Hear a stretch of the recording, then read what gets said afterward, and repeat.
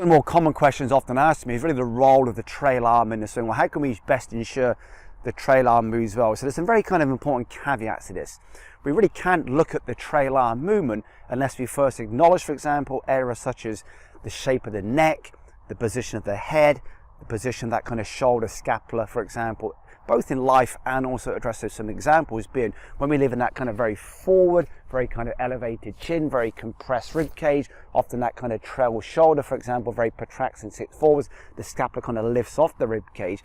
In many ways, what we then see through that trail arm is in response to the adaptations we often then see in that neck shoulder address. So in some ways, we really can't start to understand how the trail arm moves unless we first acknowledge the position it really is trying to move from, which in many ways is influenced by the shape of the neck, the head position, the kind of rib cage. Is it very kind of compressed? Is it very extended? And then consequent and how that kind of scapula shoulder then sits and interacts with the head, neck and upper thorax.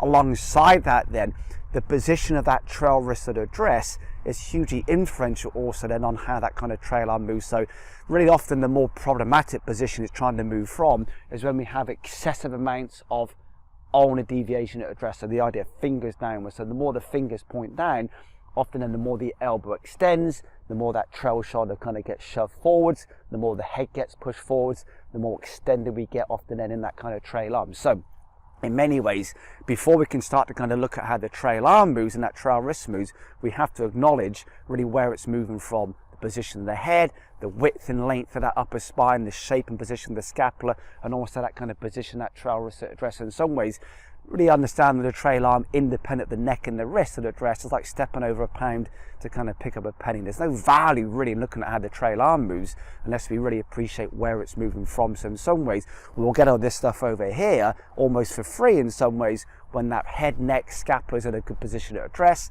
and that we have those minimal or certainly reduced amounts of ulnar deviation in swing and at address. So in many ways, often these movements, when the elbow gets behind us, the hand path gets very steep and narrow in transition, we get excessive amounts of extension coupled with radial deviation in transitions and laterals, which we know can be hugely problematic around things like scaphoid-based issues or kind of wrist-based issues. Really connects back to that trail wrist address. So to understand the trail arm and trail wrist, what we first need to acknowledge is really where it's moving from. Long neck, wide rib cage, the scapula sits down on the back of the rib cage, minimal or reduced ulnar deviation at address in some ways is almost the mechanism, almost that precursor then to encouraging good trail arm movement in swing.